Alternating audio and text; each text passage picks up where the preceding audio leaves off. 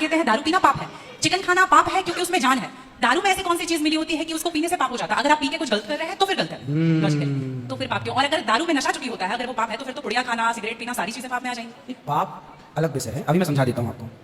जब हमारा देश गुलाम था जी, तो एक अंग्रेज ने एक पंडित जी की कनपट्टी पे बंदूक रखी और अंग्रेज ने कहा, ये पंडित जी हाँ तुम बड़े पुजारी हो? हाँ पुजारी हूँ। हिंदू? हाँ। आज मैं तुम्हें गोली मारूंगा। पंडित जी बोले क्यों मारोगे? बोले आज 4 चीजें तुम्हारे सामने हैं। अंग्रेज ने 4 चीजें पंडित जी के सामने रखी। पहले पराई स्त्री लाके रख दी, तुझे आज इसके संग रहना है। दूसरा मांस रख दिया, आज तुझे मांस खाना है। और तीसरा ढेर सारा सोना रख दिया। इतना सोना तो रोज भीख मांगता है ना, ले जा सोना। और चौथी दारू रख दी, शराब। इन चारों में एक चीज तुझे लेनी पड़ेगी, नहीं लेगा तो गोली मारूंगा। बोल क्या लेता है? पंडित जी बोले पराई औरत तो मैं नहीं देख सकता, मार दो गोली मुझे, पर मैं पराई स्त्री के, मेरी माँ बहन, मेरे संस्कार ऐसे हैं कि मेरी माँ बहन और बेटी है, मैं मर जाऊंगा पर चरित्र में दाग नहीं लगने दूंगा, तो ये स्त्री तो मैं नहीं ले सकता। अब मांस भी मेरे धर्म के खिलाफ है, आप गोली मार दो, मैं ब्राह्मण हूं, मैं मर जाऊंगा पर ये धर्म नहीं छोड़ूंगा। और रहा ये सोना, सोना भी नहीं लूंगा क्योंकि मैं भीख इसलिए मांग, बेईमानी करता तो भीख क्यों मांगता? मैं ईमानदारी से भीख मांग के खा सकता हूं, बेईमानी का करोड़ों नहीं ले सकता, इसलिए सोना भी नहीं लूंगा। हाँ, पंडित जी को लगा ये तो पानी है, दारू शराब, हमको दारू पानी लगा, ये तो पानी है।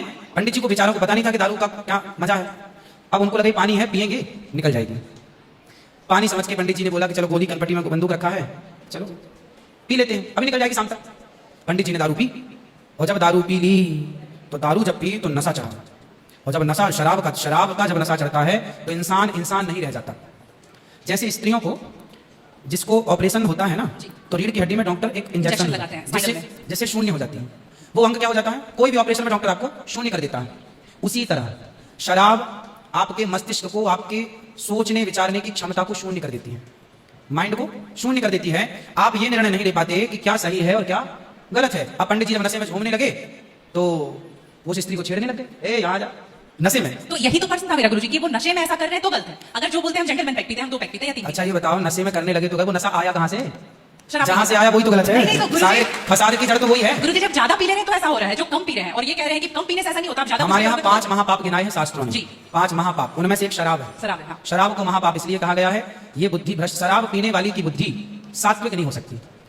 आप शराब पीजिए, आप शराब पीने वाला व्यक्ति आध्यात्मिक नहीं हो सकता। जो ईश्वर से कनेक्टिविटी है, जो हम आध्यात्म जगत की बात करते हैं, देखो आप शराब पीने की, शराब लोग क्यों पीते हैं? शराब कौन पीता है? समाज में 2 किस्म के लोग होते हैं। एक वो होते हैं, जैसे मैं सात्विक हूं, आप सात्विक हैं, आप चाहते हैं कि मैं भजन करूं भगवान का, ज्यादा हाय हाय नहीं, शांत खुश भगवान के चिंतन। एक इस प्रकार का आदमी है भगवत चिंतन में, वो ज्यादा खाता भी नहीं। एक आदमी कैसा है जो विषय भोगी है। शराब शरीर को गर्म करती है, शराब शरीर को गर्मी पहुंचाती है। और जो व्यक्ति भोगी होता है, जिसे भोगों को भोगना है, वो लोग शराब का उपयोग करते हैं अपने भोगों की क्षमता को बढ़ाने के लिए। अब जिसे भोगना है वो तो अपनी क्षमता भोगों की बढ़ाए और शराब पिए, परंतु जिसे भगवत प्राप्ति करना हो, ईश्वर से स्नेह करना हो, मन लगाना हो, संत लोग 1 टाइम भोजन करते हैं, 2 टाइम नहीं खाते। पूरे शरीर को केवल जिंदा रखना है, ज्यादा खिलाएंगे तो शरीर हानिकारक है, मन भटकेगा। इसलिए यदि आपके अंदर ईश्वर की प्राप्ति की साधना है तो आपका आहार विहार शुद्ध अपने आप हो जाएगा। और मन में यदि कामना है तो फिर लोग तो चरस भी पीते हैं, अफीम भी लेते हैं। ये सब चरस अफीम क्या करती हैं? शरीर को उत्तेजित करती हैं। ये सब शरीर को उत्तेजित करने वाले पदार्थ हैं। तो बाकी जितने भी नशा वाली चीज हैं, गुटखा, खैनी, दारू जो भी हैं, ये सारे फिर उतने ही इक्विवेलेंटली सब नुकसानदायक है। खैनी से कैंसर होता है, सिगरेट से लंग्स खराब होते हैं। गुल से क्या होता है गुरुजी? गुल जो करते हैं, गुल क्या होता है? पाउडर एक होता है ना? नहीं वो मैं जानता नहीं। चरस अफीम क्या कहते हैं? क्या है? ड्रग्स? नहीं, वो ड्रग्स नहीं होता, डब्बे में आता है गुल। वो गांव के लोग को मैंने देखा करते हुए। हाँ, तंबाकू चूना?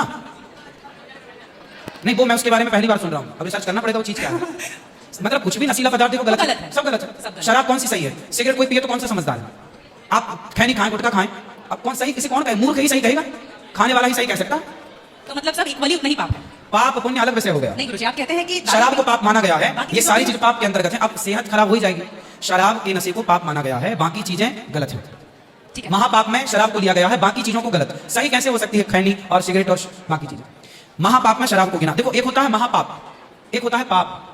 महापाप 5 प्रकार के हैं, पाप अनेक प्रकार के हैं। तो पाप है, गलत है, ये सब चीजें गलत है, शराब महापाप है। आगे गुरुजी, मेरा लास्ट प्रश्न आपके माध्यम से ये बुलवाना है। बहुत सारे लोग खच्चर पर जाते हैं केदारनाथ, और वैष्णो देवी भी जाते हैं खच्चर पे। अगर आप देख रहे हैं तो अभी रिसेंट वीडियोस देखे होंगे, तो उनको चरस पिला करके लेकर के लोग जा रहे हैं। किसको? खच्चर को जी। एक नाक बंद करके एक नाक से पिला रहे हैं, और आपको यहाँ पे बहुत सारे लोग एडमायर करते हैं, 11 मिलियन लोग एडमायर करते हैं। अगर आप ये बोल देंगे कि आप धाम जाते हो तो जाओ, लेकिन पैदल जाओ, इनका प्रयोग मत करो, तो मेरे लिए बहुत अच्छा होगा, क्योंकि हम बहुत ज्यादा ही एनिमल लवर हैं। तो ये देख करके लगा था मुझे कि कभी आऊंगी यहाँ तो आपके। इसलिए पहले के लोग जब तीर्थ यात्रा पर वहां केदारनाथ बद्रीनाथ जाते थे तो इस उद्देश्य से जाते थे कि अब वापस नहीं आना। पहले के लोग जाते थे इस उद्देश्य से, जब वापस नहीं आना, वहीं भगवत धाम में चले जाएंगे। आजकल इसलिए आज के जमाने में तीर्थ इत्यादि जवानी में ही कर लो। माँ बाप को समय है, पाँव हाथ चल रहे हैं तो करा दो, भजन करो मस्त जवानी में, बुढ़ापा किसने देखा। तो समय से सब कर लो, बुढ़ापे में फिर तो खच्चर ही बचेगा। तो बुढ़ापा जो देखो बूढ़े लोग हैं जो नहीं चल पा रहे हैं, पर आस्था है दर्शन की, तो वो अपने हिसाब से जाते हैं। नहीं तो गुरुजी हेलीकॉप्टर भी तो है ना। हाँ हेलीकॉप्टर का बजट सबका नहीं होता, हेलीकॉप्टर से सब नहीं जा सकते ना, उसकी टिकट ही महंगी है, 25-50 हज़ार रुपये लगता है, लाख रुपये भी लगता होगा, भगवान जाने, मुझे नहीं पता कितना लगता है। अब हाँ, सामान्य आदमी कहाँ वो 50,000 की टिकट कटाएगा, वो तो 1,000-2,000 दे के जाना चाहेगा। तो सबके अपने अपने बजट हैं, पर ये कोशिश करो कि हम अपने पाँव पर चलें, हम किसी पर बोझ ना बने। ये सही है कि हम किसी जीव को परेशान ना करें। यदि वो गधा वधा जो भी है खच्चर, वो यदि स्वस्थ है, क्योंकि हमारे यहाँ राजाओं के जमाने में घोड़ों पर ही सवारियां होती थी, रथ घोड़ों के द्वारा ही चलाए जाते थे, तो उन घोड़ों का ध्यान भी रखा जाता था। पंच परमेश्वर कहानी है, जुम्मन सिंह खलगू चौधरी, उसमें एक इक्का गाड़ी की भी कहानी है ना। तो उसमें बैल के द्वारा इक्का गाड़ी चलाई गई, उसका जिक्र है। तो हमारे यहाँ पहले ना, जैसे किसान खेत में जुताई करते थे, जुताई तो बैलों से होती थी, तो बैलों को ना दिन भर जुताई में रखते थे और रात भर उनको चराते थे। रात भर वो अच्छा घास खाएं, दिन भर उनको जब भी गर्मी पड़े 2 घंटे का रेस्ट, 2 घंटे छोड़ दें, वो चर लें, वो पानी पी लें, मतलब उनका प्रॉपर ख्याल रखा जाता था। आज कुछ लोग क्या है, पैसे कमाने के लिए उनका ख्याल तो रखते नहीं है, और वो पैसे लेने के चक्कर में ना उसको भरपेट खिलाते हैं, ना उसका पानी का ध्यान, ना खाने का ध्यान, तो वो कमजोर हो जाता है, मर जाता है कई बार। वही प्रॉब्लम है गुरुजी, वो 5-5 बार चढ़ाते हैं और आने के टाइम पे पूरा पाँव टूट जैसा जाता है और फिर उसका ध्यान नहीं उसकी खिलाई पिलाई हो, और एक समय होता है, यदि जवान है तो उसको उपयोग में लिया जाए, बूढ़ा है तो उसको रिटायर कर दिया जाए। अब बूढ़े गधे के ऊपर भी लोगों को बिठा कर ले जाएंगे, तो हर व्यक्ति जानवर हो या इंसान हो, हर चीज की क्षमता होती है, जवानी सबके साथ होती है और बुढ़ापा भी सबके साथ होता है। तो उन लोगों को भी इस बात का ख्याल रखना चाहिए। आप लोग भी अपने पाँव पर चलने की कोशिश करें, और कुल मिला के जीव पर कोई भी भार ना बने, जीव मात्र को हम परेशान ना करें। जी, धन्यवाद गुरुजी, थैंक यू।